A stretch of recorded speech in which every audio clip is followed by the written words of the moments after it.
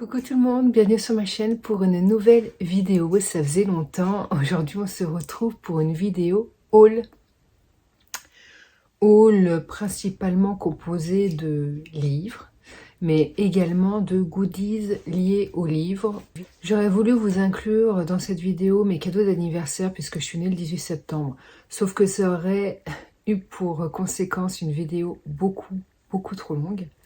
Parce que j'ai été très gâtée. Du coup, je vais diviser par deux.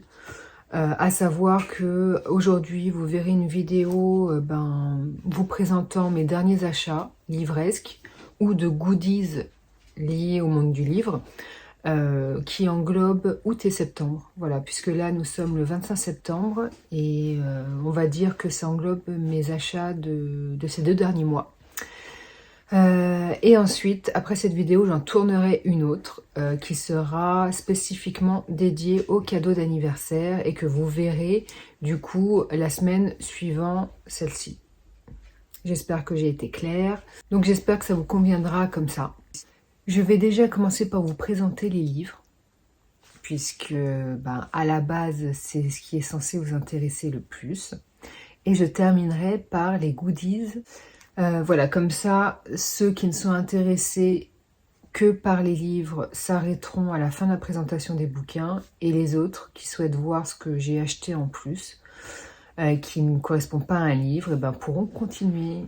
Voilà, j'espère que ça vous conviendra bien comme découpage et puis si vous voulez bien, on commence de suite. Le 18 septembre, jour de mon anniversaire, se déroulait un vide-grenier dans ma ville que j'adore parce que c'est un grand vide-grenier et souvent de qualité. Bon, cette année-ci, je pensais qu'elle serait plus grande ou aussi grande que les autres années parce qu'on a eu le confinement, on n'a pas eu de vide-grenier pendant 2 ans, donc je me suis dit que sans doute beaucoup de monde avait des choses à vendre. Et en fait, pas tant que ça, puisque j'ai trouvé le vide-grenier un peu plus petit que d'habitude. Voilà, c'est dommage, mais bon, il était quand même, il y avait de quoi quand même vous occuper quelques heures. J'ai pas fait grand-chose comme achat.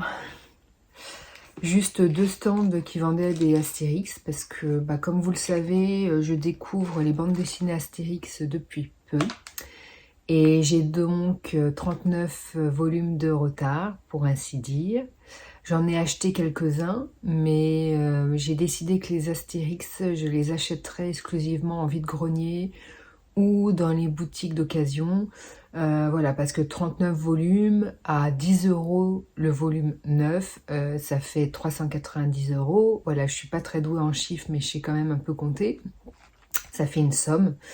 Voilà, donc du coup je préfère les acquérir en occasion, d'autant plus que Astérix a été tellement populaire et comme c'est quand même une vieille bande dessinée, autant vous dire qu'en vide-grenier, vous trouvez énormément d'Astérix. Voilà, il suffit juste d'en trouver en bon état. Donc ce que je fais en général quand je me déplace dans un vide-grenier, c'est que je ramène ma petite liste des volumes d'Astérix qui me manquent, parce que je les achète au fur et à mesure, mais pas forcément dans l'ordre. Et je regarde et je récupère ceux qui sont en parfait état. Donc là, ce qui s'est passé, c'est que j'ai trouvé tout ça. 2, 4, 6, 8. Donc 9 volumes en parfait état. Sur 2 stands, et les 2 stands les vendaient au même prix, à savoir 10 € les 3. En sachant qu'en 9 c'est 10 € l'unité, c'est comme si j'en avais gagné 2. Voilà, 2 qui étaient offerts. Donc je suis super contente. Donc je vais pas épiloguer dessus, mais voilà, c'est vraiment dans le désordre. J'ai un 33, un 31, un 32, un 35, un 38. J'ai surtout les derniers volumes. Il y a un numéro 7, un numéro 13. Voilà, donc je suis très contente de ma petite pêche aux Astérix. Chez mon libraire, j'ai fait 2 petites emplettes. Le dernier Robert Godard, L'inconnu de Vienne. Donc pour ceux qui me suivent depuis quelque temps, vous connaissez mon amour pour Robert Godard. Cet auteur est l'un de mes préférés. Honte à moi, j'ai 4 de ses romans, les 4 derniers, qui sont toujours dans ma pile à lire, que je n'ai pas sortis. mais que j'ai acheté. Faut savoir que je les achète dès leur jour de sortie, alors que je mets 3 plombes à les lire. Mais voilà, le fait de l'avoir dans ma pile à lire déjà me réconforte. J'adore cet auteur parce que je trouve que ses livres sont très réguliers. Ils se valent à peu près tous, alors vous avez forcément vos préférences. Mais voilà, il n'y en a pas un de mauvais et il commence vraiment à en sortir beaucoup, hein. Donc voilà, donc c'est édité par Sonatine, une maison d'édition que j'aime bien dans les thrillers psychologiques. Alors là, on n'est pas dans du thriller psychologique, hein. On n'est même pas dans du policier, on est dans du thriller basique, mais du thriller centré sur les secrets de famille. Et celui-ci, vraiment, j'ai trop envie de le lire. Je me demande même si ça va pas être le roman de Robert Godard prioritaire que je vais sortir de ma pile à lire. Je vous lis la 4e de couverture, mais vraiment, il a l'air super. Donc, selon The Daily Telegraph, ce serait son meilleur roman, sans hésitation. Bon. Quand vous lisez les 4e de couve, il y a toujours des avis dithyrambiques de journalistes, etc. C'est son meilleur, c'est ceci, cela, pour faire vendre. Donc ça, là-dessus, je prends un peu de recul. Prisonnier d'un mariage malheureux, Yann Jarrett est persuadé que plus jamais il ne connaîtra l'amour. Et pourtant, lorsqu'il rencontre Marianne Esgar à Vienne, où il est venu prendre des photos pour un magazine, le coup de foudre est immédiat. De retour à Londres, Yann n'a plus qu'une idée en tête, se séparer de sa femme et rejoindre comme promis l'élu de son cœur. Mais lorsqu'il arrive enfin au rendez-vous tant attendu, dans la campagne anglaise, Marianne n'est pas là. Obsédé par cet amour qui a bouleversé sa vie, Yann décide alors de retrouver sa trace. Ce qu'il apprend le déconcerte davantage. Qui est vraiment cette femme insaisissable, une manipulatrice ou la victime d'un passé que quelqu'un souhaite garder secret à n'importe quel prix? Et ça me dit trop, ça me dit trop. En sachant que les Robert Godard, normalement, je lis même pas le résumé, je les achète direct. Pour vous dire à quel point je l'aime, cet auteur. Et le deuxième, parce que vous le savez, maintenant vous commencez à me connaître, je n'achète jamais un seul livre en librairie. Je trouve ça triste, je les achète toujours par deux, voilà. Bon, c'est mon excuse bidon, en fait, pour justifier mes achats compulsifs. Mais celui-ci me faisait également trop envie au niveau de son résumé. Vous avez sans doute vu tourner ce livre un peu sur Instagram. Arpenter la nuit de Leila Motley fait partie des sorties de cette rentrée littéraire, édité par Albin Michel. Je vous lis la 4e de couverture, pareil, qui me faisait énormément envie. Alors les avis que j'ai lus, prenez du recul dessus. Mais ça donne envie forcément, hein. Apparemment, c'est un livre qui est extra. En Californie, une adolescente noire est décidée à survivre coûte que coûte dans un monde qui se refuse à la protéger, un premier roman coup de poing. Chiara, 17 ans, et son frère aîné Marcus vivotent dans un immeuble d'East Auckland. Livrés à eux-mêmes, ils ont vu leur famille fracturée par la mort et la prison. Si Marcus rêve de faire carrière dans le rap, sa sœur se démène pour trouver du travail et payer le loyer, mais les dettes s'accumulent et l'expulsion approche. Un soir, ce qui commence comme un malentendu avec un inconnu devient aux yeux de Chiara le seul moyen de s'en sortir. Elle décide de vendre son corps, d'arpenter la nuit. Rien ne l'a préparée à la violence de cet univers et surtout pas la banale arrestation qui va la précipiter dans un enfer qu'elle n'aurait jamais imaginé. Un roman à la beauté brute porté par la langue à fleur de peau de Leila Motley. Donc c'est un sujet que je n'ai jamais réellement lu, hein, la prostitution. Donc on verra ce que ça donne, mais il m'a l'air dur, bien évidemment. Apparemment, il n'y aurait pas de victimisation dans le récit. À voir. En tout cas, il a l'air dur, mais bon, j'ai l'habitude de lire des livres durs, donc ça ne me dérange pas. Ça aussi, il va très vite être sorti de ma pile à lire parce qu'il me donne trop envie. À la FNAC, maintenant, j'ai trouvé quelques livres. J'y allais à la base pour celui-ci parce que je l'avais vu la veille en me promenant dans les rayons. C'est une édition collector de chez Rajo, donc en hardback. Apparemment, c'est le best-seller du New York Times, donc il est joli. Après, il n'est pas foufou non plus, mais j'adore la couverture par contre. Donc c'est le tome 1, donc ça va être une saga, L'aventurière des mers d'Adrienne Young. C'est le best-seller du New York Times, donc c'est ça qui m'a donné envie de l'acheter également. C'est une édition limitée, ce collector, donc s'il vous intéresse, n'hésitez pas à aller l'acheter avant de le retrouver sur Vinted à des prix exorbitants. Depuis des années, Fable vit sur l'île de Géval. Elle ne doit faire confiance à personne. Les récifs coralliens sont son domaine. Là, elle plonge et extrait des gemmes qu'elle revend au jeune capitaine d'un navire marchand. Son départ pour les mers ouvertes aux tempêtes approche, car elle est décidée à retrouver son père et à conquérir son héritage. Donc apparemment, ce premier volume parlerait de piraterie, mais sans en parler réellement.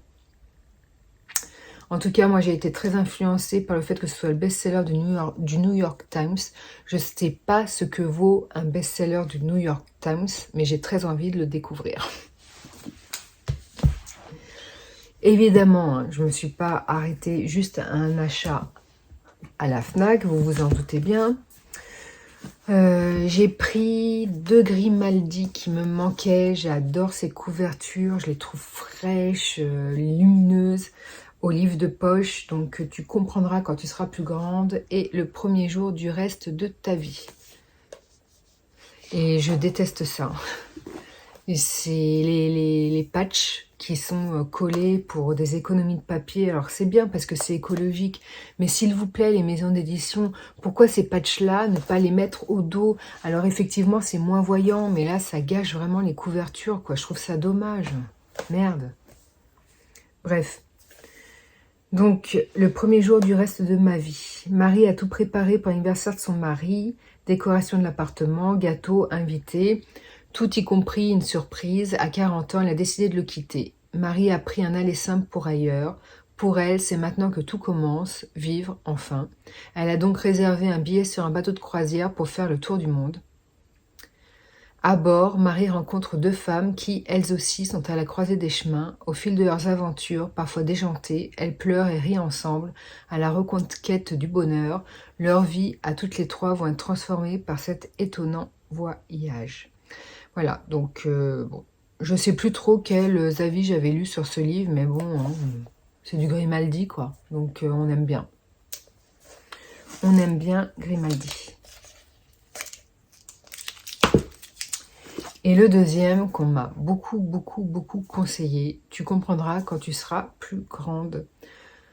Quand Julia débarque comme psychologue à la maison de retraite Les Tamaris, elle ne croit plus guère au bonheur. Une fois sur place, elle se souvient aussi qu'elle ne déborde pas d'affection pour les personnes âgées. Dire qu'elle a tout plaqué pour se sauver, dans tous les sens du terme. Mais au fil des jours, la jeune femme découvre que les pensionnaires ont des choses à lui apprendre.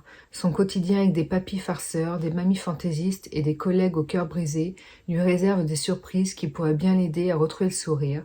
Sans oublier Raphaël, le petit-fils d'une résidente qui ne la laisse pas indifférente. Une histoire de résilience, d'amour, d'amitié, un livre plein d'humour et d'humanité qui donne envie de savourer les petites joies de l'existence. Voilà, il paraîtrait, en tout cas pour pas mal de lecteurs, ce serait son meilleur. Je découpe les étiquettes au dos parce que j'aime pas. Alors pareil que les Grimaldi, hein, je suis tombée dessus et j'ai voulu les acheter, mais c'était sur ma wishlist, mais voilà. À la base, j'y allais pas pour les acheter. Celui-ci, je ne l'avais pas, d'Haruki Murakami, du coup je l'ai pris. Au sud de la frontière, à l'ouest du soleil, aux éditions 10-18. Et ça raconte l'histoire d'un homme qui est un homme accompli. Voilà, il est heureux en famille, il a des enfants et il possède un club de jazz à Tokyo. Et un soir, une femme va apparaître dans son club et il s'avère que c'est un amour d'enfance ou d'adolescence. Et ces retrouvailles avec cette femme insaisissable qui n'apparaît que les jours de pluie apparemment vont plonger ce monsieur dans une quête obsédante. Alors, pour ceux qui ne connaissent pas Haruki Murakami, moi je suis une grande fan, j'adore ce qu'il écrit, même si j'ai pas encore tout lu. Mais il faut savoir une chose, c'est que c'est un peu des récits oniriques qui prennent un chemin au niveau du récit auquel on ne s'attend absolument pas. Des fois, il part dans des délires et vous comprenez pas forcément où il veut en venir. mais vous êtes embarqué par la plume, par l'histoire malgré tout, et moi j'adore vraiment cet auteur, hein. Je suis vraiment fan. Donc voilà, un de plus dans ma pile à lire, j'en ai déjà quelques-uns à sortir de lui. Bon. Et le dernier que je me suis trouvé à la FNAC, La Nurse du Yorkshire de Stacey Hawles. Donc j'avais adoré Les Sorcières de Pendle. C'était pas un coup de cœur, mais j'ai beaucoup aimé le récit. J'y avais pas acheté le deuxième, je sais plus comment il s'appelait d'ailleurs, parce que j'en avais vu des avis pas très bons, donc ça m'avait un peu refroidi. Voilà, celui-ci apparemment il serait très bien, et regardez-moi cette couve, donc c'est Michel Lafon qui a sorti cette très belle couverture. J'adore vraiment hein, les efforts que font les maisons d'édition maintenant pour les bouquins. J'ai l'impression que c'est un peu du roman domestique, un peu un huis clos. Donc c'est Ruby qui est une jeune nurse, on est en 1904, et qui va réussir à se trouver un boulot de nurse dans une famille qui s'appelle la famille England. Et apparemment c'est une chance de travailler pour eux, donc je suppose que c'est une famille fortunée. Voilà, sauf que apparemment elle pourrait regretter son choix parce que la mère est un peu fantomatique, le papa est apparemment affable à l'excès, et les enfants sont insaisissables.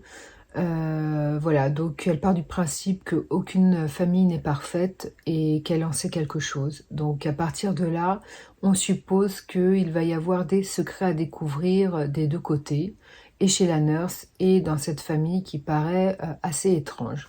Donc hâte de découvrir ce roman. En tout cas, il est juste superbe. Je suis une méga fan de la couverture. Et je vous ai pas dit, mais donc en achetant les 2 livres de poche, vous aviez un troisième qui était gratuit, selon une sélection en fait qu'on vous propose à la FNAC. Moi je savais pas, je sais jamais quand, vous savez, 2 livres achetés, troisième offert. Franchement, j'ai même pas fait gaffe, c'est quand je suis arrivée à la caisse, j'ai vu la fille, la caissière, regarder dans les armoires et me sortir 2 bouquins. Donc normalement j'avais droit qu'à un seul, mais on m'a donné 2. Donc je suppose qu'ils ont des stocks à foison, ils ne savent plus quoi en faire, et du coup maintenant ils les donnent très facilement. Voilà, parce que je vous avouerai que quand elle a ouvert son placard pour m'offrir le livre offert, c'était blindé. Donc elle m'en a offert 2 au lieu d'un, donc tant mieux. En plus, je suis contente parce que pour le coup, en général, les livres offerts qui font partie d'une sélection ne m'intéressent jamais. Mais là, oui. Parce qu'il s'agit de La bibliothèque des cœurs cabossés de Katharina Bivald.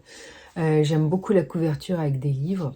J'en ai un d'elle que je n'ai jamais lu dans ma pile à lire, mais qui va faire l'objet d'une lecture commune avec ma copine Livia. Et du coup, je me suis dit, tiens, comme elle avait l'air de bien connaître l'autrice et tout, je me suis dit c'est peut-être sympa, donc j'étais contente qu'elle m'ait offert ce livre. Tout commence par un échange de lettres sur la vie et la littérature entre 2 femmes que tout oppose. Sarah Lindqvist, jeune Suédoise de 28 ans, petit rat de bibliothèque mal dans sa peau, et Amy Harris, vieille dame cultivée de Broken Wheel, dans l'Iowa. Lorsque Sarah perd son travail de libraire, son amie l'invite à venir passer des vacances chez elle. À son arrivée, une malheureuse surprise l'attend. Amy est décédée. Seule et déboussolée, Sarah choisit pourtant de poursuivre son séjour à Broken Wheel et de redonner un souffle à cette communauté attachante et un brin loufoque, grâce au livre, bien sûr. Ah, ça a été le coup de cœur de la Griffe Noire, prix du premier roman. Gérard Collard, qu'on voit souvent sur les réseaux sociaux, et je crois même qu'il fait certaines émissions de télé de temps en temps. C'est un libraire qui est assez célèbre, et c'était son coup de cœur. Le livre a reçu le prix du premier roman, et ça a été le coup de cœur de la Griffe Noire. Donc, ouais. Et Gérard Collard, donc ce libraire, a écrit un livre fabuleux d'humour, de tendresse et d'amitié, un livre qui fait du bien. Écoutez, ça me donne encore plus envie de le lire. Et le deuxième qui m'a été offert, c'est Mini accro du shopping de Sophie Kinsella. Voilà. J'aime bien la couverture encore, mais toujours ce patch qu'on peut pas enlever. Tellement dommage. Alors, moi, j'avais lu L'accro du shopping quand j'étais plus jeune, le premier volume. Je me suis arrêtée là. Alors, je sais qu'il y a toute une série qui est sortie, mais j'ai pas poursuivi. Là, ça pourrait être l'occasion de reprendre. Alors, c'est vraiment la saga de plage par excellence, mais comme moi, je suis aussi une acheteuse compulsive, dépensière, bah du coup, je me voyais dans certaines situations du premier volume, donc ça m'amusait. Donc, roman de plage, pur feel good, ok, mais qui m'intéressait quand même, qui se laissait bien lire. Voilà, donc mini accro du shopping, là, je suppose que ça doit être son enfant, sa petite fille. Du coup, je le mets de côté et il faudrait qu'un jour, ouais, je me refasse toute la série pour le lire ensuite. Mais celui-ci, je le garde effectivement. Voilà. Et je vous montre le dernier achat livresque. Alors, un achat particulier parce que je l'ai fait sur le site de ma copine Livia. Donc, vous en entendez souvent parler. C'est une copine de lecture, mais qui devient vraiment une vraie copine, en fait, parce que ça fait plus d'1 an maintenant qu'on nous faisons des lectures communes ensemble.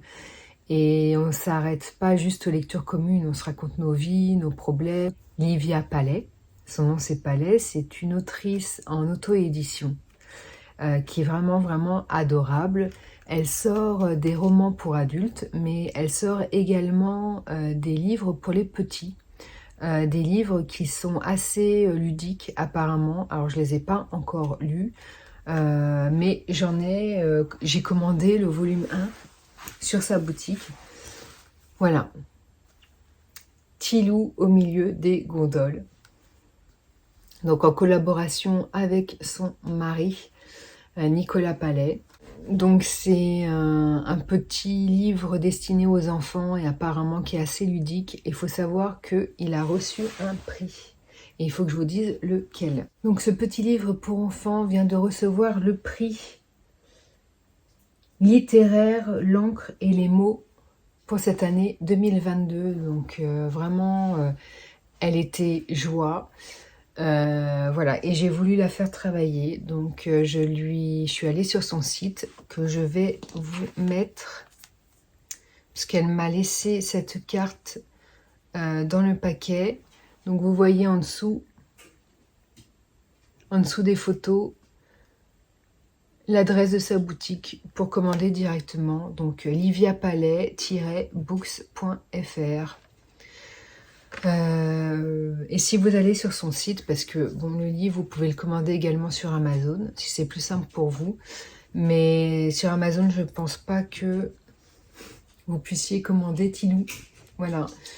Parce que elle trouvait ça sympa, en fait, que les enfants puissent avoir la peluche en plus du livre. Voilà, c'était un petit apport en plus. Sur son site, si vous achetiez le livre et la peluche, vous en aviez pour un total de 18 €. Bon, il y a les frais de port ensuite en plus, mais c'est pas grand chose. Voilà. Et j'ai trouvé ça mignon, la petite pancarte. Je vous la laisse lire. Livraison express de bisous et d'amitié, Tilou. Et je trouve ça mignon. Donc Tilou, c'est un petit chat qui ressemble à un loup. D'où son nom, Tilou. Et les albums, là c'est le volume 1. Mais le tome 2 vient tout juste de sortir. D'ailleurs, il faut que j'aille lui acheter sur son site. Donc là, on voyage à Venise avec Nathan, le petit garçon, et son petit chat Tilou. Et on apprend ça permet aux enfants d'apprendre des choses sur Venise, etc. Donc il y a vraiment un côté ludique, intéressant pour les enfants. Donc je ne l'ai pas encore lu, mais dès que je le lis, je vous en parle pour vous en dire plus en fait. Et alors je sais pas si elle fait ça avec tout le monde, je pense que c'est juste moi parce que je suis sa copine. Mais voilà, dans le paquet, il y avait une bougie parfumée. Et c'est un Trigue Pimousse qui est sur mes genoux. Qui sent bon. Tu veux sentir? Non. Ah, Pimousse, il aime pas. Il y a une petite odeur de citron, là, ça plaît pas à Pimousse. Mais ça, moi, je trouve que ça sent très bon.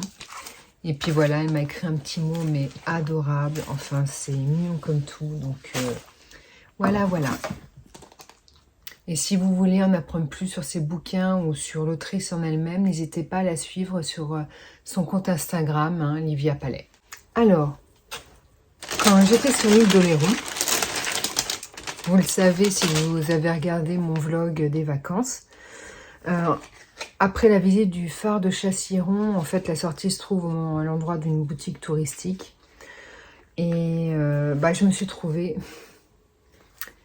Les petits secrets de l'île d'Oléron, voilà, de Véronique Hermouette, Luc Turlan, édité par Petit Geste. Et en fait, c'est un petit livre destiné aux enfants, mais moi que j'adore, que j'affectionne particulièrement parce que ça me permet d'apprendre des choses facilement vu que c'est destiné aux enfants. Donc, et là, j'ai appris plein de trucs essentiels sur l'île d'Oléron. Donc, je suis très contente parce que j'ai lu le livre d'ailleurs. Voilà, donc je vais pouvoir le ranger, il coûtait 5,50 €. Et voilà mon petit achat pour me faire plaisir. Et j'ai rajouté, on n'en a jamais assez, 2 marque-pages. Voilà, là j'ai pris celui-ci parce qu'il y avait Fort Boyard dessus. Et moi, Fort Boyard, c'est toute mon enfance, j'adorais cette émission télé. Et au dos, vous avez la vue du haut du phare de Chassiron. Mais alors de l'autre côté, ouais, en fait c'est le phare de Chassiron. Et sur l'autre, vous le voyez de plus près. Et vous voyez encore un autre petit Fort Boyard. Donc, on adore. Et j'ai jamais assez de marque-pages. Donc, c'en est terminé de la présentation de mes achats livresques de ces 2 derniers mois. Donc, et là, on va passer à la présentation de goodies non livresques, mais qui sont quand même en rapport avec les livres. Sauf ce que je vais vous présenter en premier. Ce sont des pins, mes derniers achats pins. La petite sirène et Polonchon. Voilà, j'adore les pins qui mélangent personnages et animaux. Ça me fait penser à moi et Pimousse en fait. Là, j'ai une petite Mimi que je trouvais vraiment très mignonne. Fonctionne au coup de cœur. Là, pareil, un personnage que j'adore avec son petit animal, son petit cochon, c'est bien sûr Vaiana. J'espère que vous verrez bien là parce que même si vous voyez pas très bien, de toute façon, vous voyez dans l'idée. Et Tigrou. J'adore ces pins là. D'ailleurs, j'aimerais bien tous les avoir. Tout dépend à quel montant je les trouve sur Vinted. Puisque bien évidemment, ça c'est un achat Vinted. Et c'est un lot parce que j'ai acheté les 4 à la même personne en fait. Et j'ai eu un coup de cœur pour les 4. Donc en faisant un lot, avec les frais de port, j'en ai eu pour 20 €. Donc c'est pas grand chose. Ça veut dire qu'un pin c'était à 5 €. En comptant les frais de port et tout. Je les ai eus à 3-4 €. Le pin, ils sont neufs. Hein, ils n'ont pas été sortis de leur plastique. Donc, je suis très très contente. Ensuite, toujours sur Vinted. Celle-ci, c'est une tasse que je recherchais depuis pas mal de temps et que je n'arrivais pas à trouver, ou quand je la trouvais à un prix très cher. Donc, c'est Pampan de Bambi. Voilà, j'adore parce que le petit museau est en relief. Et c'est un produit Shop Disney qu'on ne trouve plus dans le commerce depuis quelques années. Et forcément, quand c'est revendu sur Vinted, c'est revendu cher. Donc à chaque fois, moi, je la trouvais à 25-30 €. Donc moi, ça m'ennuyait de dépenser cette somme dans un mug, surtout qu'après, il faut rajouter les frais de port et l'assurance. Et là, dernièrement, j'ai réussi à le trouver à 13 € en parfait état. Du coup, je l'ai pris à 13 €. Et celui-ci à 15 €, mais alors qui est vraiment vintage, mais je les adore. Voilà, bourriquet sur un magnifique mug rose avec des petits cœurs. Vous le savez, j'adore quand vous avez... Excusez-moi, j'ai été interrompue par le livreur et en plus pour un colis qui n'était même pas pour moi puisqu'il était pour le voisin d'en face. Si c'était trompé, c'est pas grave. Donc je ne sais plus ce que je disais. Je devais vous dire que si vous me connaissez bien maintenant, vous savez que j'adore les animaux Disney qui sont comme ça représentés en 3D, en relief. J'adore ça. Donc là, c'est vraiment du vintage, hein, parce que c'est vraiment des mugs qui n'existent plus, que je n'ai jamais vus dans le commerce depuis le temps que je vais à Disney. Et donc ça remonte vraiment à des années. D'ailleurs, est-ce qu'il y a écrit la date là? Non. Mais je m'en fous que ce soit vintage, moi j'adore. On passe maintenant... Je vous laisse deviner. Pochette livre. Alors j'avais déjà ouvert, donc c'est pas... J'avais déjà ouvert, hein, donc c'est pas un véritable unboxing. Mais c'est toujours la même créatrice que j'adore. En fait, dès que vous allez voir des pochettes livres, en général, ça va être elle. Parce que j'adore le tissu qu'elle utilise. Et surtout, j'adore comme ces pochettes sont matelassées. Donc, toujours My Books Creation. Ouais, Carole94p sur Instagram. Voilà, donc je vous laisse comme d'hab. Si vous avez envie de commander sur sa boutique,